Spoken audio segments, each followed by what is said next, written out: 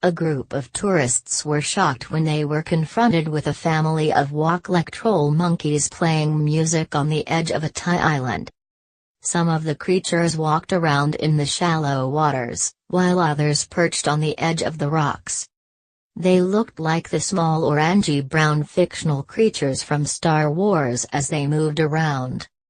They were spotted by the holidaymakers sheltering under the rocks in Rai, Krabi, Thailand, as they passed by in a long boat and kayaks. But, despite their odd appearance, the monkeys were actually performance actors, and the sound was coming from traveling vocalist Tory Raines, who had staged the bizarre scene with local acting group Thailand Biennale. Onlooker Jemail Kawaja, who recorded the video, said, "We were kayaking around Rai Bay in Thailand, turned a corner towards a cave, and found ourselves confronted with perhaps the most surreal and bizarre situation I've ever experienced." Ewok-like troll creatures engaged in some cacophonic ritual in the water.